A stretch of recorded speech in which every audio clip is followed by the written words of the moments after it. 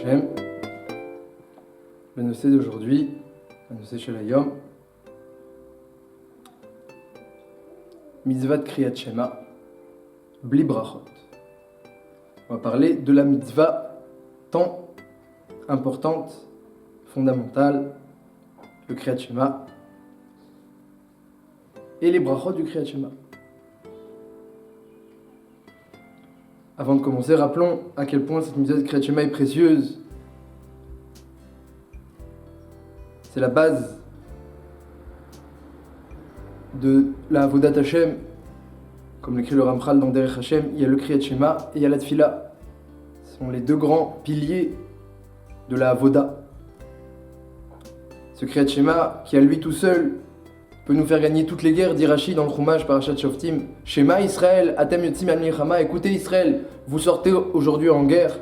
Dit Rashi, pourquoi le Kohen Gadol interpelle les soldats en leur disant Shema Israël, pour leur dire, si seulement vous avez le mérite du Kriyat Shema, alors vous pouvez aller en guerre tranquillement.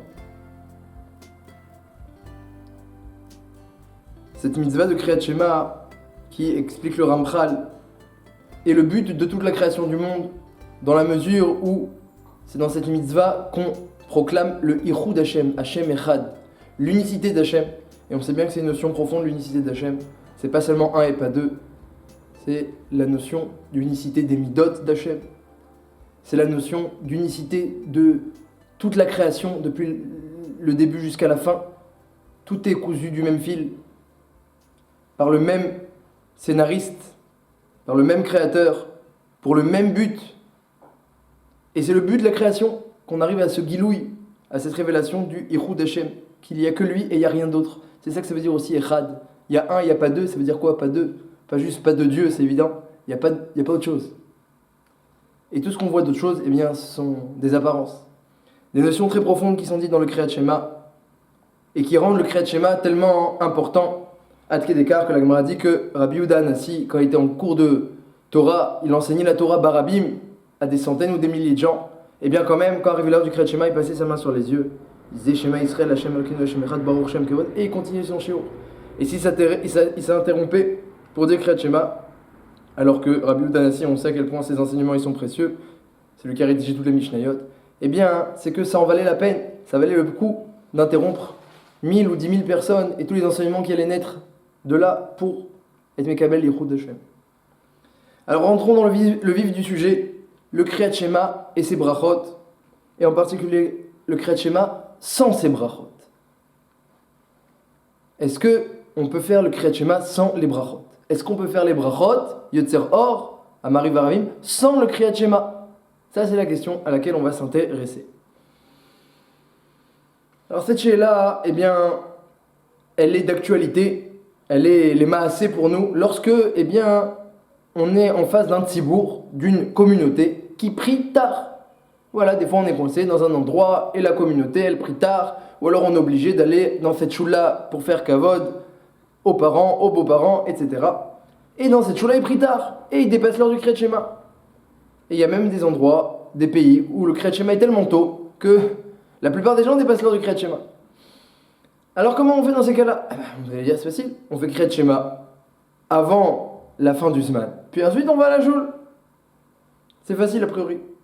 Mais ça veut dire qu'on fait le Kriyat Shema seul, et ensuite on fait les brachot seul. Est-ce que ça pose pas un problème? Est-ce que ce serait pas mieux de faire le Kriyat Shema avec les brachot ensemble, tout seul? Est-ce que ce serait pas mieux? Vous allez dire, on peut pas. Parce que si on fait les Kriyat Shema et les brachot tout seul, alors on va dire quoi? Kriyat Shema, les brachot, le Kriyat Shema, ensuite Baorata Hashem, Gaël Israël, et on s'arrête là. On n'a pas le droit. Il faut être sommaire, Giloal et Tfila, il faut rapprocher, juxtaposer la dernière bracha du Shema avec la Hamida, sommaire, Giloal et Tfila, et c'est plus important que la Tfila Betsibour. Alors qu'est-ce qu'on fait? Alors dit le Mishnah Berurah, le Pri Yitzhak, les Poskim, que la solution ce serait eh bien, de faire Kriyat Shema, les brachot et la Hamida, et donc en fait de prier tout seul. De prier tout seul. Et donc c'est ça la question du jour, est-ce qu'il vaut mieux prier tout seul à l'heure du Kriyat Shema, ou alors faire que le Shema? Et ensuite, prier avec la communauté et faire la tfila normalement, jusque eh bien, le schéma, en l'occurrence, n'en sera pas un, puisqu'on l'aura déjà fait avant et puis que peut-être l'heure sera même passée. Donc ce sera une tfila sans schéma. Qu'est-ce qui vaut mieux? Ça, c'est la question du jour. Alors, dans le Shulchan Aruch, à la fin du Siman Memvav, c'est marqué que lorsque quelqu'un, eh bien, il fait la ptira, il lit tout ce qu'il y a dans le livre avant d'arriver à Odou ou à Shem Meler, il y a des choses obligatoires et des choses moins obligatoires. Donc quand il fait la ptira, eh bien, il arrive au premier Kriyat Shema, celui qui est juste après Leolam Yadam Yere Shamem Baseter Keva Galul, Baruch Mekadesh Shemo Barabim. Et il y a un Kriyat Shema où on dit juste Shema Israël dans ce Kriyat Shema là, et c'est tout. Dit le Shulchan Aruch, dans le Rama, eh bien c'est bien dans ce Kriyat Shema là de dire Baruch Shem. Shema Baruch Shem. De rajouter Baruch. Pourquoi? Pour se rendre quitte de la mitzvah du Shema. Parce qu'il est possible que dans la communauté où tu es, ils vont dépasser l'heure du Shema. Et donc toi tu vas rater l'heure du Shema. Alors quand tu fais ta ptira, tu fais la Hakedat Yitzhak, tu fais la ptira, eh bien dis Shema Israël Baruch Shem. Et comme ça, tu seras quitte la mitzvah du Shema. Et donc, même si après il dépasse, au moins tu as fait la mitzvah du Shema. Comme ça, c'est marqué dans le Shulchan Aruch, dans le Rama. Alors, il y a plusieurs questions qui se posent. La première question qui se pose, c'est comment c'est possible que ça suffise une telle chose? Shema Israël Baruch Shem, et c'est tout. Et après, c'est pas grave si la communauté, elle dépasse l'heure. Je suis quitte. J'ai pas dit Vea Hafta, j'ai pas dit Vayem Shamoa, et j'ai pas dit Vayomer Hashem, la parachet. Zitzit. J'ai juste dit Shema Baruch Shem. Ça peut suffire, ça? Ça, c'est la première question. Et la deuxième question, c'est si la communauté, elle ne dépasse pas, alors pourquoi je dois dire Baruch Shem? Ça, on peut dire que, Béhémet, on n'est pas obligé de dire Baruch Shem lorsque la communauté, elle ne dépasse pas. Le Rama, il parle d'un cas où la communauté, elle risque de dépasser. En tout cas, comment ça suffit? Ça ne devrait pas suffire, a priori. Quelqu'un qui sait que la communauté dépasse, il devrait faire tout le Kriyat Shema. Ça, c'est la question. Il y a plusieurs réponses à cette question. Pourquoi le Rama il écrit de faire que Shema et Baruch Shem? Pourquoi Rabbi Yehuda Nassi, lui-même, lorsqu'il était en cours de Torah, il faisait que Shema et Baruch Shem? S'il veut faire bien la mitzvah du Shema, il doit tout faire. Et après, peut-être avec le shiur, eh bien, il va dépasser l'heure. Donc il fallait tout faire. Non, il faisait que Shema Baruch Shem. Qu'est-ce qu'il lui a appris à Rabbi Yehuda Nassi? Alors, la première réponse, pour le Rama en tout cas, c'est de dire qu'on parle d'un cas où on n'est pas sûr que la communauté, elle va dépasser. On n'est pas sûr. Shema, peut-être la communauté, elle va dépasser l'heure. Donc on est dans un cas de Safek. Un cas de Safek, alors il y a un klal connu. Safek de Raïta la Khumra, Safek de Rabban la Kula. Quand c'est une mitzvah de la Torah, on est marmir. Quand c'est une mitzvah des Rabbanan et qu'il y a un doute, on est Mekel. Donc s'il y a un doute, est-ce que la communauté va dépasser ou pas? Parce que comme l'explique le Rama, eh bien il faisait des piyutim chez les Ashkenazim, donc il pouvait dépasser, il y avait un risque de dépasser à cause des piyutim. Donc pour la première phrase du schéma et Baruch Shem qui sont de Raïta, d'après la vie du Rama, eh bien on est marmir et on le fait. On est quitte de la mitzvah, même au cas où. Mais pour le reste du schéma, qui d'après le Rama ne serait que des Rabbanan, et même c'est une chita dans les poskim qui pense que le reste du schéma, depuis Ve'afta jusqu'à la fin, n'est que des Rabbanan, eh bien, lorsqu'un cas donc c'est une obligation stricte, mais vu qu'il y a un doute, peut-être on va y arriver avant l'heure, peut-être on va pas y arriver, ça suffit de faire schéma Baruch Shem. Mais Vadaï, que le Rama serait d'accord que si tu es sûr que la communauté va dépasser, Vadaï qu'il faut lire le Kriyat Shema en entier. Ça, c'est une première réponse. Deuxième réponse, le Beth Yosef ramène, au nom du Réa, que Rabbi Yehuda Nassi, pourquoi il faisait que Shema et Baruch Shem, il faisait pas tout. Eh bien, il faisait pas tout, même, lorsqu'il savait les minagim de son shiur, il savait exactement quand il allait finir, et quand même il faisait pas tout. Pourquoi? Explique le Beth Yosef au nom du Réa, que le Rabbi Yehuda Nassi, il avait peur de faire les brachot du Kriyat Shema ensuite, sans le schéma. Ensuite il va faire sa shacharit, il va dire Yotzeror Rocher, il arrive au schéma, il n'y a pas de schéma. Tu fais la brachot du schéma sans schéma, ça dérangeait Rabbi Yehuda Nassi. Alors qu'est-ce qu'il faisait? T'es chacham, évidemment. Il faisait schéma Israël Baruch Shem, il se rendait quitte de la mitzvah de Oraïta, au bon moment, au bon zman, kaniré onet sachama, il faisait la mitzvah au bon zman, et ensuite, lorsqu'arrivait la tfila, et il faisait la tfila à l'heure, avant la fin de la 3e heure, il faisait les brachot et le Kriyat Shema des Rabbanan. Et qu'est-ce qu'il gagnait? Il gagnait que les brachot n'ont pas été dit sans le schéma. Et le schéma n'a pas été dit sans les brachot. Donc il a tout gagné. Il a fait le schéma Israël d'Oraïta au moment du net à la bonne heure. Et ensuite, lorsqu'il arrivait dans la tfila, on parlait d'un cas où il savait qu'il n'allait pas dépasser le Zman Kriyat Shema. Donc il faisait les brachot, le schéma des Rabbanan, et donc comme ça, les brachot n'ont pas été dites seules. Comme ça rapporte le Beth Yosef au nom du Réa. Ça voudrait dire que d'après cet avis-là, c'est un problème de dire les brachot du Kriyat Shema sans le schéma. Et donc si quelqu'un va dans une choule Shabbat et il dépasse l'heure du schéma, ils vont toute la tefila normalement, comme si de rien n'était. Ils vont dire les brachot du schéma sans le schéma, puisqu'ils ont dépassé l'heure du schéma. Eh bien, d'après cet avis-là, ce réa, ce serait un problème. Tu vois que Rabbi Yehuda Hanassi, il voulait pas dire les brachot sans le schéma. C'est pour ça qu'il faisait pas toute la mitzvah pendant le shiur. Il faisait que la première phrase, Shema Israël, pour faire la mitzvah au moment du net, c'est tout. En tout cas, dans ce Rama-là, le Rama qu'on a vu, qui dit fais le schéma de Rabbi Yehuda Hanassi et pense à t'acquitter de la mitzvah, dis Baruch Shem pour penser à t'acquitter de la mitzvah, et comme ça, de peur que si la communauté dépasse, eh bien au moins tu sois quitte, on verrait dans ce Rama-là que le Rama n'a pas craint le cas où la communauté dépasse. Il a permis de prier avec la communauté, bien qu'il y avait un risque qu'elle dépasse. Donc on verrait que c'est permis a priori de prier dans une choule où il dépasse l'heure du schéma. Mais ça, le Pri Yitzhak, il dit qu'il n'y a pas une vraie preuve. Parce que le Rama, il parlait d'une choule où il ne dépasse pas forcément l'heure du schéma. Seulement, ils peuvent dire des piyoutim dans cette choule-là. Parce que c'est, par exemple, le jour de Yom Tov ou de Rosh Hashanah où il y a des piyoutim dans les choules ashkénazes. Et donc, ils peuvent risquer de dépasser, mais c'était pas sûr à 100%. Mais un cas où une choule, elle a fixé son heure de shacharit après l'heure de Kriyat Shema, on n'a pas trouvé explicitement dans le Shulchan Aruch que c'est permis de prier là-bas. Et peut-être qu'il vaudrait mieux prier seul avant, à l'heure du schéma. Et ensuite, tu peux aller là-bas écouter Kriyat Torah ou répondre au Kaddish. Évidemment, tu as le droit et c'est peut-être même recommandé. Donc, tu n'as pas encore une preuve stricte de ce Rama-là qu'on pourrait prier avec une choule qui dépasse l'heure du schéma. Et au contraire, dans Rabbi Yehuda Hanassi, on voit qu'il ne voulait pas faire les brachot du schéma sans la mitzvah du schéma. Il laissait sa mitzvah des Rabbanan, son schéma des Rabbanan, il le laissait, je le réserve pour mes brachot. Pour pas faire mes brachot sans mon schéma.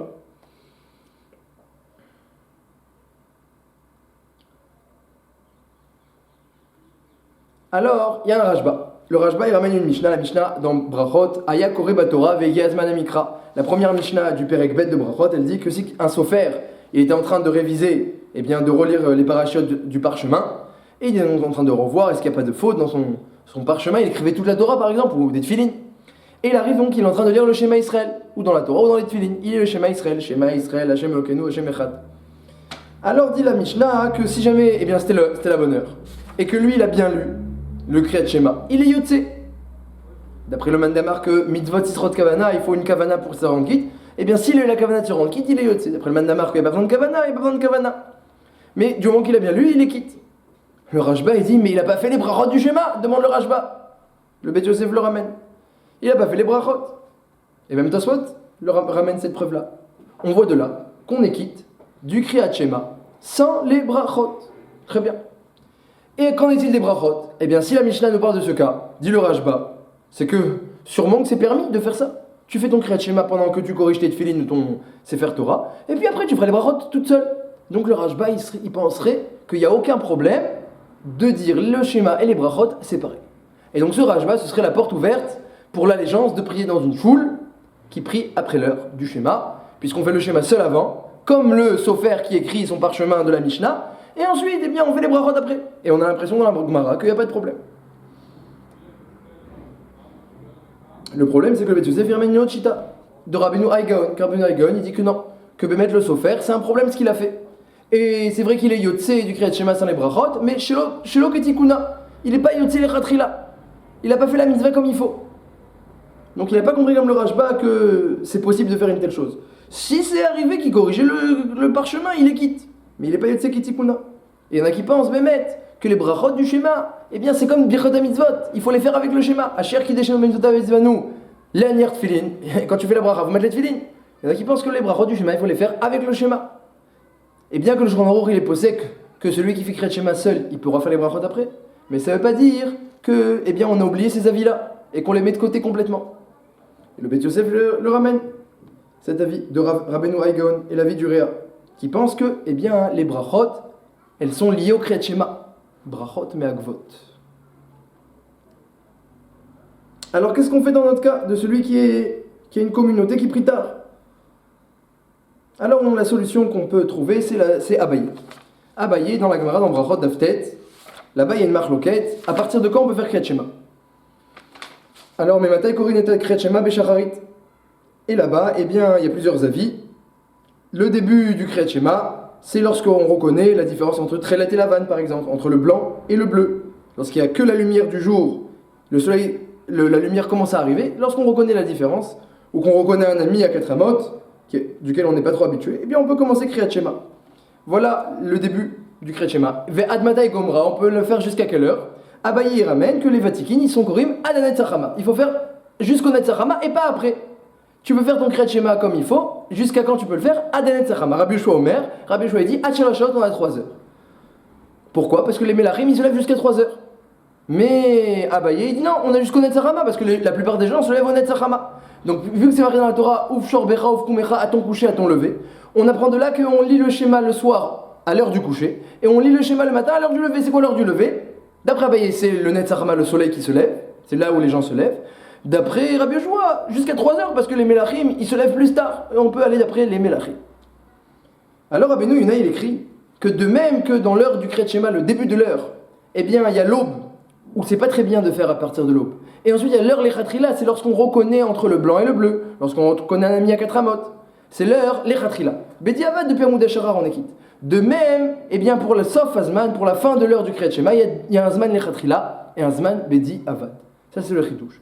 Et lire le schéma jusqu'à la 3e heure, c'est Bedi Avad. Lorsqu'on lit le schéma à la bonne heure, avant la fin du Zman, c'est Bedi Avad. Le Lechatrila du Kriyat Shema, dit Rabbeinu Yonah, c'est le net, c'est jusqu'au net. Il faut lire jusqu'au net. Entre le début de l'heure, lorsqu'on distingue le blanc et le bleu, et jusqu'au net. Et ensuite, une fois le net passé, on est déjà dans le Bediavad. Comme c'est écrit Rabbeinu Yonah, comme ça écrit le Rambam, et beaucoup de poskim à part ça. Et le jour en haut ramène mitzvah memanamufra. La mitzvah, la meilleure qu'il soit, les Khatrila, eh bien c'est de lire le Kriyat Shema avant le net Achama.